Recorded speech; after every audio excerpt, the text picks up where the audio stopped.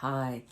So today I'm exploring the second component of the element in the US Surgeon General's framework for mental health and well-being in the workplace.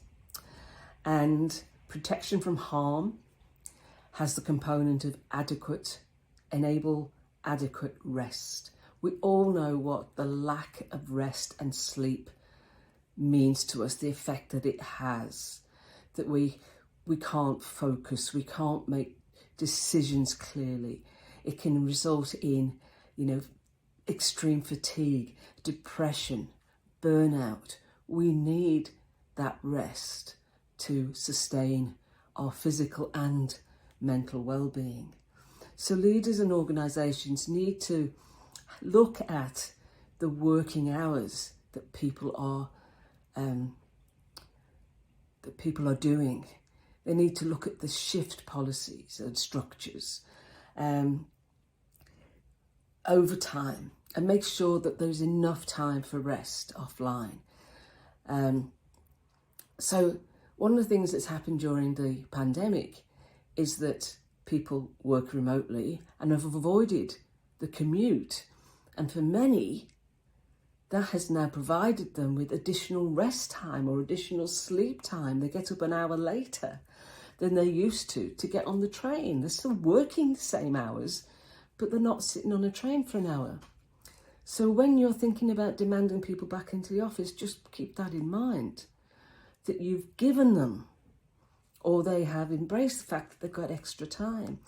We need leaders who check in on employees, not check up, check in. How are they coping with the workload? What hours are they working? Because they're out of sight, if they're working remotely, are they actually working more hours than you actually intended them to work? And remembering that it's not about hours, it's about outcomes. So are they achieving the outcomes that you want them to achieve in an adequate time frame? And what a lot of organisations are doing now, having learnt so much from the pandemic, are providing people with flexible schedules. So not only can they decide where they want to work and how they want to work, they can decide when. Now, yes, there will be meetings and team meetings. So as teams, they decide when a team meeting will be held, and people make that time available. But that decision to have a team meeting at a particular time tries to encompass everybody else's preferences.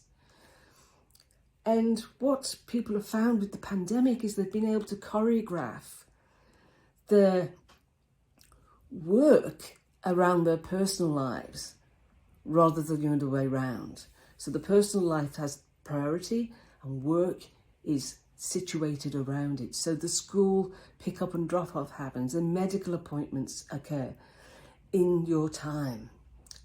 They're not forced. So make sure that people have that flexibility to have sufficient rest and recuperation. Talk to you tomorrow.